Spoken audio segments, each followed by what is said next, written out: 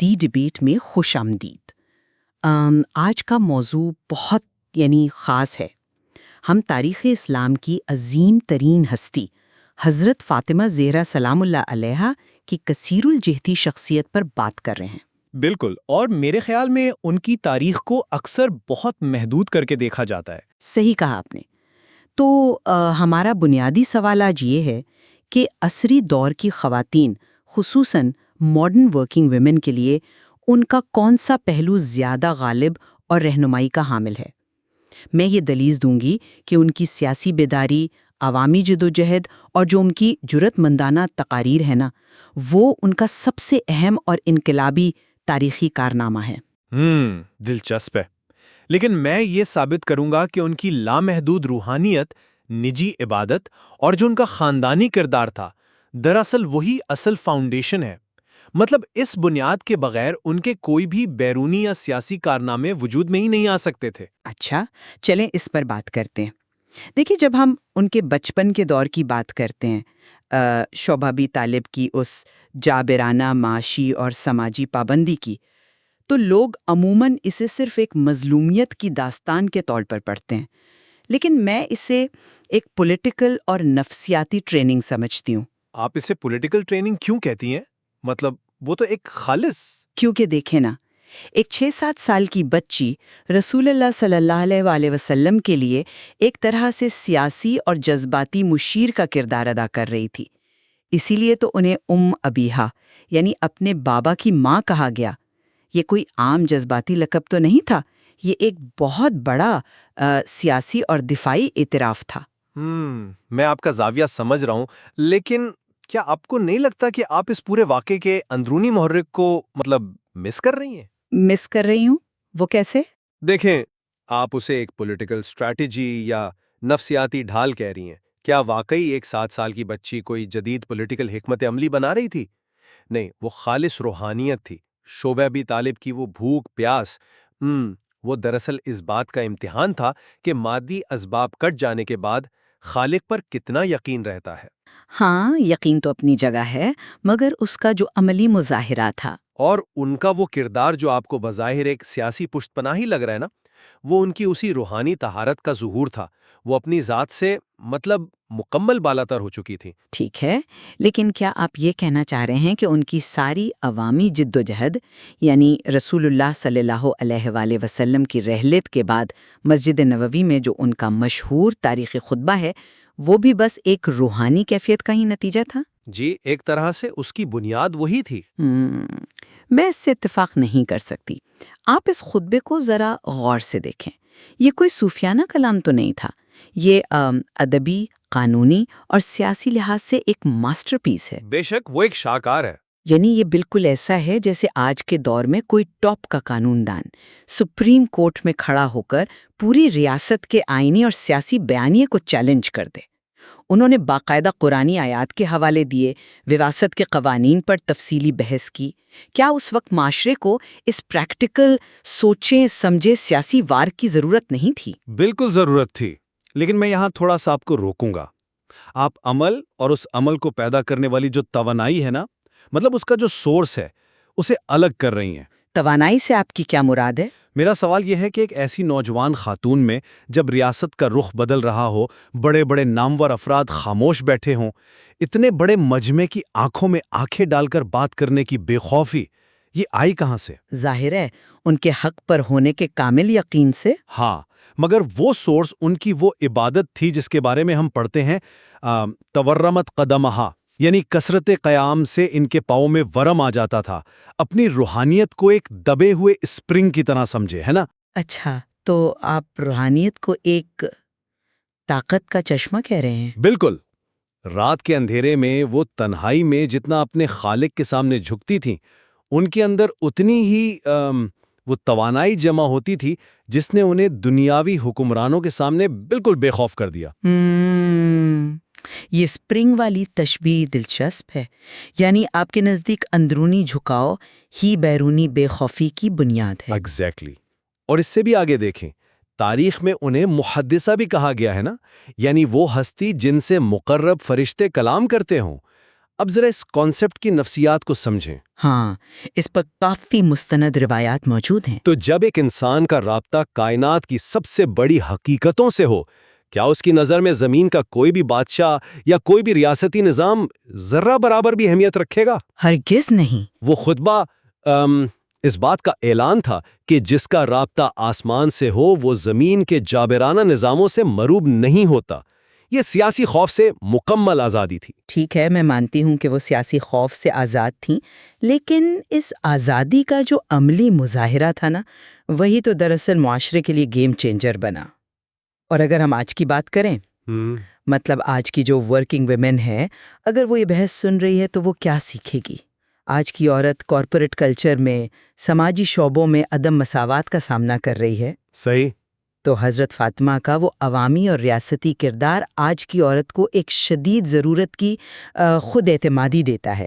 انہوں نے اس فسودہ تصور کو توڑ دیا کہ جو عورتیں پاک دامن اور عابدہ ہوتی ہیں ان کا کام صرف گھر کے کونے میں تسبیح پڑھنا ہے۔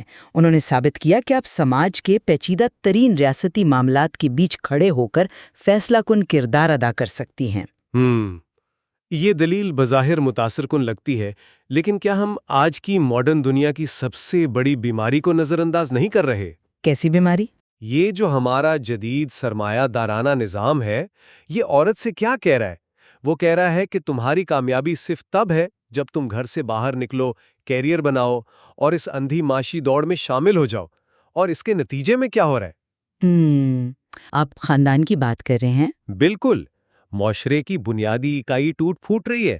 حضرت فاطمہ کا سب سے بڑا اور ریڈیکل پیغام تو یہ تھا کہ انہوں نے گھر کو، خاندان کو ایک عظیم اکیڈمی ثابت کیا۔ آپ امام حسن اور امام حسین علیہم السلام جیسی ہستیوں کی تربیت کو دیکھیں۔ تو کیا آپ جدید عورت سے یہ کہہ رہے ہیں کہ وہ اپنا عوامی کردار چھوڑ کر صرف خاندانی نظام تک محدود ہو جائے؟ کیونکہ یہ تو پھر وہی دقیانوسی سوچ کی طرف جانا ہو گیا جس کے خلاف میں دلائل دے رہی ہوں۔ ارے نہیں، میں یہ قطعاً نہیں کہہ رہا کہ وہ عوامی کردار ادا نہ کرے، میں ترجیحات کے تعین کی بات کر رہا ہوں۔ ترجیحات سے آپ کا کیا مطلب ہے؟ مطلب یہ کہ آج عورت بیرونی مصروفیات، فیشن یا نام نہاد کامیابی کے نام پر خاندانی سکون اور بچوں کی نفسیاتی تربیت کو قربان کر رہی ہے۔ ان کی ازدواجی زندگی دیکھیں، انہوں نے کبھی امام علی کو ناراض نہیں کیا، کبھی ان پر کوئی ایسا معاشی بوجھ نہیں ڈالا جو ان کی استطاعت سے باہر ہو۔ ان کا پیغام یہ ہے کہ پبلک لائف جتنی بھی عظیم ہو، گھر کی قیمت پر نہیں ہونی چاہیے۔ میں تسلیم کرتی ہوں کہ خاندان کا ادارہ بہت اہم ہے اور انہوں نے مثالی کردار ادا کیا، لیکن حضرت فاطمہ اپنی ازدواجی زندگی میں محض کوئی روایتی گھریلو عورت تو نہیں تھی نا؟ وہ تو ظاہر ہے۔ مطلب وہ امام علی علیہ السلام جیسے ایک عظیم عسکری کمانڈر کی شریک حیات تھیں۔ جب وہ جنگوں پر جاتے تھے تو حضرت فاطمہ پیچھے سے صرف گھر کے برتن نہیں دھو رہی تھیں، وہ اس نوزائیدہ اسلامی ریاست اور معاشرے کی ایک مضبوط پشت پناہ بن رہی تھیں۔ وہ جنگی حالات میں ایک سپاہی کی، ایک کمانڈر کی نفسیاتی مدد کر رہی تھیں۔ کیا آپ کو نہیں لگتا کہ یہ ایک سماجی اور ریاستی کردار ہے؟ ہم اسے صرف ہوم میکنگ کے خانے میں کیوں قید کرنا چاہتے ہیں؟ آپ پھر وہیں آ گئیں۔ آپ ہر عمل کو ایک سیاسی یا ریاستی اینک سے دیکھ رہی ہیں۔ تو کیا وہ سیاسی نہیں تھا؟ میری نظر میں ان کا یہ عمل ریاست کے دفاع کے لیے کم اور خالص انسانی ہمدردی اور روحانی بلندی کا نتیجہ زیادہ تھا۔ آپ کو وہ مشہور واقعہ یاد ہے جب ان کے دروازے پر ایک سائل آیا تھا؟ ہاں، وہ کھال کے ٹکڑے والا واقعہ۔ بالکل۔ تاریخ بتاتی ہے کہ گھر میں کچھ نہیں تھا سوائے اس کھال کے ایک ٹکڑے کے جس پر ان کے چھوٹے بچے سوتے تھے، اور انہوں نے وہ واحد ٹکڑا بھی اس سائل کو دے دیا۔ اب بتائیں، کیا یہ کوئی پولیٹیکل اسٹریٹجی تھی؟ کیا یہ کوئی سماجی اصلاح کا ریاستی منصوبہ تھا؟ یہ ایثار کی ایک اعلیٰ ترین مثال تھی، بلا شبہ، لیکن یہ ایک پبلک ایکٹ ہی تو تھا نا؟ یہ محض کوئی ایکٹ اور چیریپی نہیں تھا، یہ مادی جمع آوری اور سرمایہ دارانہ ذہنیت کے خلاف ایک زبردست بغاوت تھی۔ اور اس کی بنیاد کیا تھی؟ ذرا امام حسن علیہ السلام والا واقعہ یاد کریں۔ وہ شب جمعہ کی عبادت والا واقعہ۔ جی، جب امام حسن نے اپنی والدہ کو پوری رات عبادت کرتے اور دوسروں کے لیے دعائیں مانگتے سنا، اور صبح جب پوچھا کہ آپ نے اپنے لیے دعا کیوں نہیں کی، تو ان کا تاریخی جواب کیا تھا؟ یا بنیا الجارو ثم الدار، یعنی بیٹے پہلے پڑوسی پھر گھر۔ ہاں، یہ واقعی بہت گہری بات ہے۔ یہی تو میں کہہ رہا ہوں، یہ جو ریڈیکل ایمپتھی ہے نا، انتہائی درجے کی ہمدردی، یہ کسی بھی پولیٹیکل ایڈوائزری سے بڑی چیز ہے۔ سیاسی لیڈر تو اپنی پارٹی کا یا زیادہ سے زیادہ اپنی ریاست کا سوچتا ہے، لیکن ایک روحانی ہستی پوری انسانیت کا بوجھ اٹھاتی ہے۔ ان کا یہ ذاتی ایثار ان کی کسی بھی پبلک لائف سے کہیں زیادہ طاقتور تھا۔ آپ کا یہ نقطہ کہ پہلے پڑوسی پھر گھر واقعی ریڈیکل ایمپیتھی کی زبردست دلیل ہے، اور روایتی سیاست تو ظاہر ہے پہلے اپنا گھر پر ہی چلتی ہے۔ بالکل، سیاست کا تو اصول ہی یہی ہے۔ لیکن دیکھیں، اگر ہم ان سب باتوں کو سمیٹیں تو میں اب بھی یہ کہوں گی کہ ان کی غیر معمولی ہمدردی اور روحانیت کو مانتے ہوئے بھی ہم ان کے اس بے مثال مزاحمتی کردار کو نظر انداز نہیں کر سکتے۔ نظر انداز تو میں بھی نہیں کر رہا۔ میرا مطلب ہے کہ حضرت فاطمہ زہرا کی تاریخی میراث بنیادی طور پر ناانصافی اور جبر کے خلاف ایک بھرپور سیاسی مزاحمت کا بلو پرنٹ ہے۔ انہوں نے دنیا کو سکھایا کہ حق بات کے لیے آپ کو فوجوں کی نہیں، بس استقامت اور یقین کی ضرورت ہوتی ہے۔ یہ بات اپنی جگہ بالکل درست ہے۔ آج جو خواتین اپنے حقوق کے لیے یا ظلم کے خلاف آواز اٹھاتی ہیں نا، ان کے لیے حضرت فاطمہ کا وہ مسجد نبوی میں کھڑے ہو کر نظام کو چیلنج کرنا ایک حتمی انقلابی خاکہ ہے۔